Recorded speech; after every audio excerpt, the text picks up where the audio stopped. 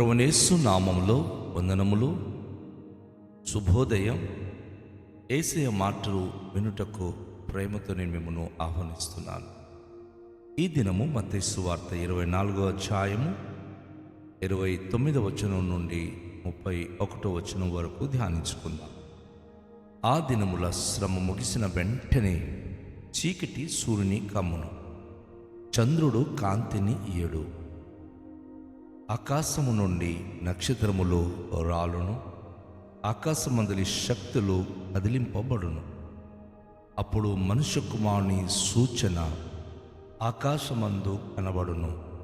అప్పుడు మనుష్య కుమారుడు ప్రభావముతోనూ మహామహిమతోనూ ఆకాశ మేఘారుడవై వచ్చుట చూచి భూమి మీదనున్న సకల గోత్రముల వారు రొమ్ము కొట్టుకొందురు.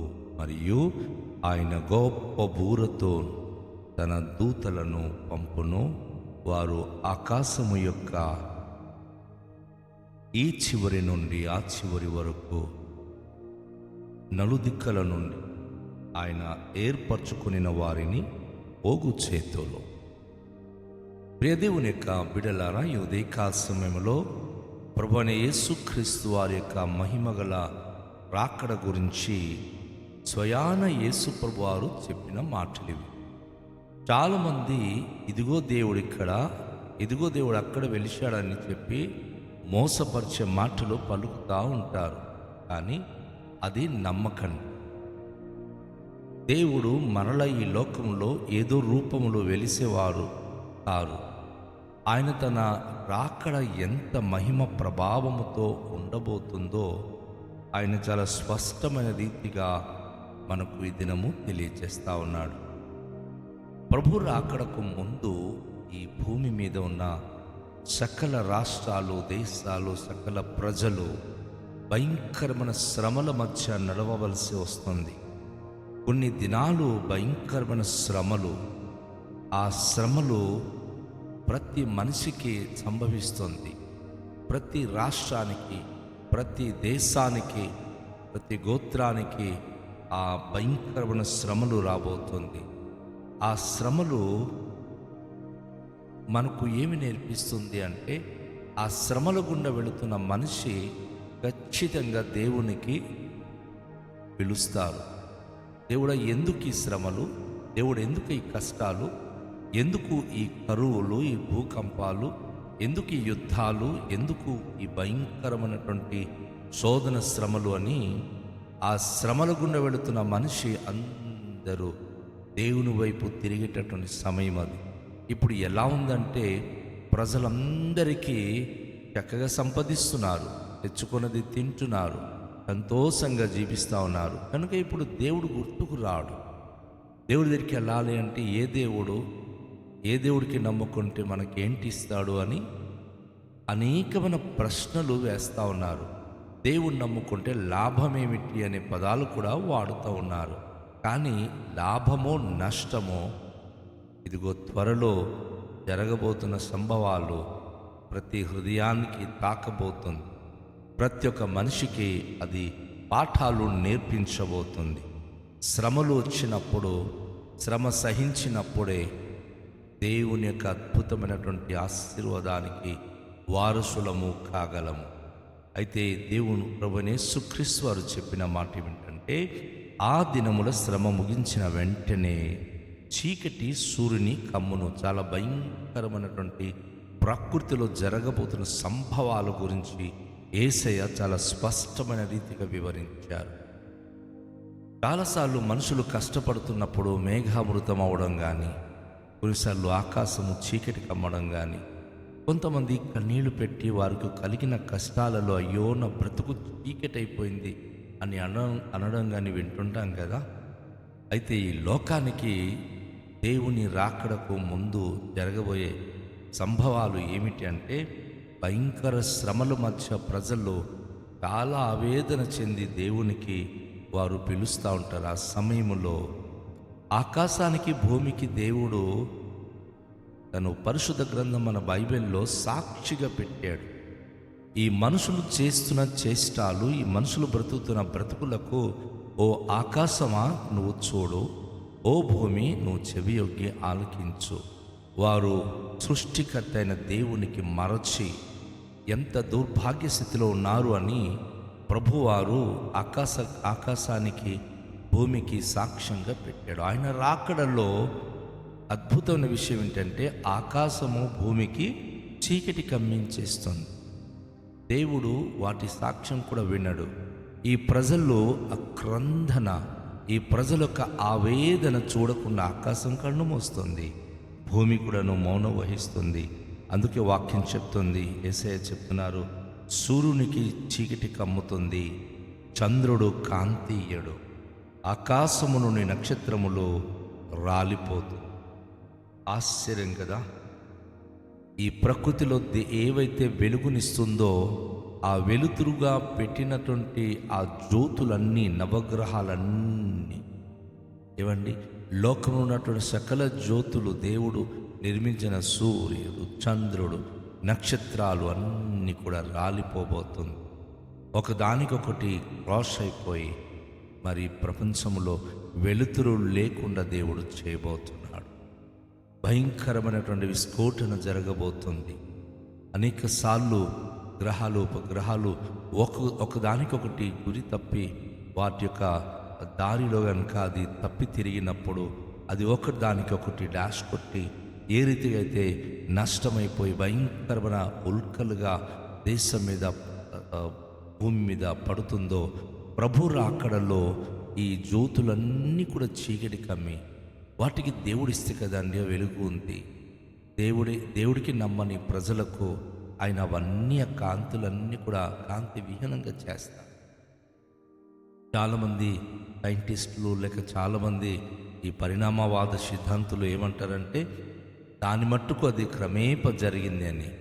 అవును, ఆ మాట అన్నటువంటి శాస్త్రవేత్తలకు ప్రభు ఇచ్చిన సవాల్ ఏంటంటే ఆయన మహిమగల రాకడలో సూర్యుడికి కాంతి ఉండదు, చంద్రుడికి కాంతి ఉండదు, ఆకాశ నక్షత్రాలకు కాంతి ఉండదు. అవన్నీ కూడా చెట్లలో కాయ రాలినట్లుగా ఆ నక్షత్రాలన్నీ రాలిపోబోతుంది.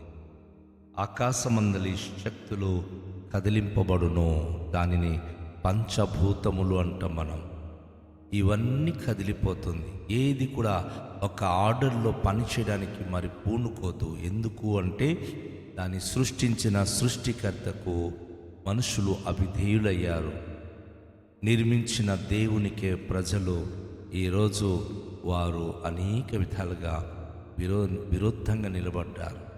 ఆయన అద్భుతమైన శక్తిని వారు నిరాకరిస్తున్నారు. కనుక ఆయన ఈ శక్తులన్నిటికీ ఆయన ద్వారా కదా కలిగినవి, అవన్నిటికీ శక్తిహీనునిగా చేస్తున్నాడు.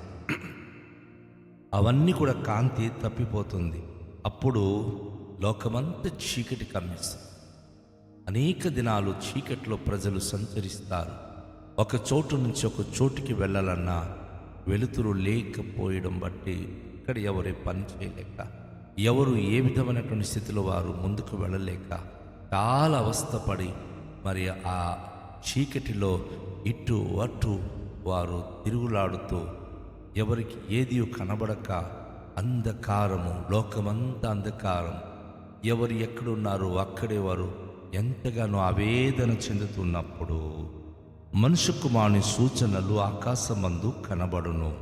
అప్పుడు మనుష్య కుమారుడు ప్రభావముతో మహామహిమతో ఆకాశం మేఘారుడై వచ్చుట చూచి భూమి మీద నుండి సకల గోత్రముల వారు రొమ్ము కొట్టుకొందురు. కొన్ని దినాల వరకు చీకటి కమ్మడం బట్టి వెలుతురు అనేటటువంటిది ప్రజలకు కనబడకుండా దృశ్యమైపోతుంది. అలాంటి కొన్ని దినాలు భయంకరమైన అంధకారంలో ప్రజలు ఆవేదన చెందుతూ ఎంతగానో కృంగిపోయినప్పుడు ఒక్కసారిగా ఆకాశములో సూచనలు కనబడుతుంది. ఆకాశములో అద్భుతమైన కార్యములు కనబడబోతుంది. ఏమిటి అద్భుతం అంటే ప్రపంచమంతా చీకటి కమ్మినటువంటి ఆ కొన్ని దినాలు, ఆ రోజుల్లో ఒక్కసారిగా యేసు ప్రభువారికి రాకడ, ఆయన మేఘ రథము ప్రకాశవంతంగా మెరువబోతుంది. ఆయన మేఘారుడై వచ్చినప్పుడు ఆయన చుట్టూ తన దూతలు బూరలూదుతూ ఆయనతో పాటు వస్తారు. ఆయన మేఘారుడై వచ్చినప్పుడు తన దూతలు బూరం రోగినప్పుడు సృష్టి యావత్తు ఆకాశం వైపు కళ్ళెత్తి చూచినప్పుడు యేసయ్యకు దివ్య దర్శనము కనిపిస్తుంది. అది మన దేశానికి ఎంత క్లియర్గా కనిపిస్తుందో పాశ్చాత్య దేశాలకు కూడాను అలాగే కనిపిస్తుంది. ఇప్పుడు మనం చూసే సూర్యుడు ఒక దేశానికి కనిపిస్తే మరొక దేశానికి చీకటిగా ఉంటుంది. ఎందుకంటే ఈ భూగోళము తిరుగుతుంది కనుక. కానీ ఆ రోజు యేసయ్య రాకడలో భూగోళమంతా కూడా ఒకేసారి ప్రభువును చూడబోతుంది. అనేకమైన దేవదూతలు ఆకాశ మండలములో మరి బూర ఊది ప్రభు అయిన యేసుక్రీస్తు వారి యొక్క మహిమగల ఆ యొక్క రాకడకై వారు ప్రతిధ్వనించి ఇదిగో ఆయన వచ్చుచున్నాడు అని చెప్పి అద్భుతమైన స్వరంతో అద్భుతమైనటువంటి బూరతో దేవుని ప్రభు అయిన యేసుక్రీస్తు వారి యొక్క మహిమ ప్రభావముతో ఆయన దర్శనమిచ్చినప్పుడు వారు చేసే ఆర్భాట ధ్వని అది మనం వర్ణించలేం. ఎందుకంటే కొంతకాలము చీకటిలో ఉండి బయటికి ఎవరు వెళ్ళలేక ఏ పని చేయలేక ఎంతో అవస్థపడుతూ ఉంటారు. ఒకరు ఇది నిజమా అని అనుకోవచ్చు. గత కొన్ని సంవత్సరాల క్రిందట ప్రభు పంపించిన తెగుళ్ళు ప్రపంచం మీదకి వచ్చినప్పుడు ఎవరు తలుపు వేసి వారు తమ ఇళ్లలో ఉండిపోవడం అసత్యమా? ప్రపంచమంతా కూడా స్తంభించిపోయింది. కరోనా కష్టకాలంలో ఎవరు బయటికి వెళ్ళకూడదు. వాహనాలన్నీ నిలిచిపోయింది. మనుషుల ప్రయాణాలు ఆగిపోయింది. తెగించుకొని రోగులకు చికిత్స చేసేటటువంటి వైద్యులు, కొంతమంది పోలీసు వారు, రక్షక భటులు, అలాగే ఇదిగో హాస్పిటల్ మరి చికిత్స చేసే వైద్య బృందం మాత్రమే వారు చాలా జాగ్రత్తగా పనిచేశారు. కానీ ప్రభు రాకడలో అలా కూడా జరగదు. ఎవరు మట్టుకు వారు ఎంతగానో ఆవేదన చెంది ఒక్కసారిగా కొన్ని దినాల చీకటిమయమైన లోకములో ఆశాజ్యోతిగా ప్రభువారు మేఘారుడై వచ్చినప్పుడు ఆకాశం వైపు చూచినప్పుడు భూజనులందరూ కూడా వారు ఎంతగానో విస్మయమునందుతారు. మరియు ఆయన గొప్ప బూరతో తన దూతలను పంపును.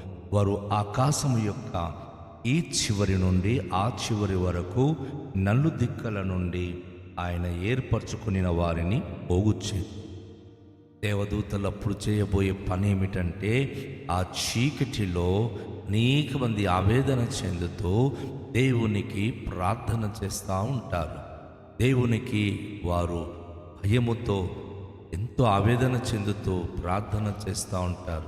అలాంటి పరిస్థితులలో అద్భుతమైన సంఘటన ఏమిటంటే మేఘారుడి వచ్చుతున్న యేసు ప్రభు వారి యొక్క బూర శబ్దం విని తనను నమ్ముకున్నటువంటి తన జనాంగానికి అర్థమవుతుంది మా దేవుడు వస్తున్నాడు అని. మమ్మల్ని విడిపించడానికి ఆకాశం ముందు మా ప్రభు రాబోతున్నాడని. అలా నిరీక్షణ కలిగిన ప్రజలకు దేవదూతలు ఈ భూమి యొక్క ఈ చివరి నుంచి ఆ చివరి వరకు అందరినీ పోగు చేసి ప్రభువైన యేసు ప్రభుతో పాటు ఆ మహిమగల రాజుతో పరలోకానికి కొనిపోతారు. అద్భుతమైన సంఘటన యేసు ప్రభువారు ప్రవచనాత్మకంగా చెప్పి ఉన్నారు. ఆ గుంపులను ఉండాలనుకుంటున్నావా? దేవదూతలు పోగు చేసిన ఆ గుంపులో నా ప్రియ సహోదరి, నా సహోదరుడా, నువ్వు కూడా ఎత్తబడాలనుకుంటున్నావా? అయితే ప్రభునందు విశ్వాసముంచి ఆయన కొరకు కనిపెట్టి జీవించు. ఈ లోకము కానీ లోకమున్న వాటిని కానీ ఆశించి దేవునికి దూరంగా ఉండుట ద్వారా ఆ మహిమగల ప్రత్యక్షతను కోల్పోతే భయంకరమైన చీకటిలో పళ్ళు కొరుక్కుంటూ ఆవేదనతో అనేకమైన క్రందన ధ్వనితో నరకంలో పడద్రోయబడ్డం ఖాయం. కనుక కళ్ళు మూసుకొని ప్రార్థన చేద్దాం. ప్రభువా, మీ మహిమగల ప్రత్యక్షతలో ఎత్తబడడానికి మాకు సహాయము చేయండి అని అడుగుదాం. మికిలి దయగలిగిన మా ప్రభువా, ఇదిగో మీరు మేఘారుడై రాబోచున్నారు. ఈ శ్రమలు, ఈ కష్టాలు, బాధలు ఇప్పుడు సంభవిస్తుంది. వీటి మధ్య మేము మిమ్మల్ని విడిచిపెట్టక మిమ్మల్ని హత్తుకొని మీ విశ్వాసమందు స్థిరంగా ఉండే భాగ్యము దయచేయండి. మీ అందే లోబడి, మీ అందే విశ్వాసం కలిగి నిరీక్షణతో మీ రాకడకి స్వాగతించే హృదయం మాకు దయచేయండి. అవిశ్వాసము ఎవరిలో ఉండకుండా తీసివేయండి.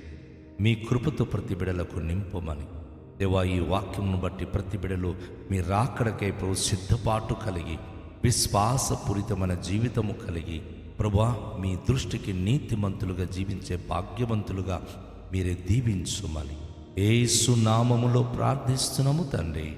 ఆమేన్. అందరికీ ప్రభు దీవించునుగాక. షాలోమ్.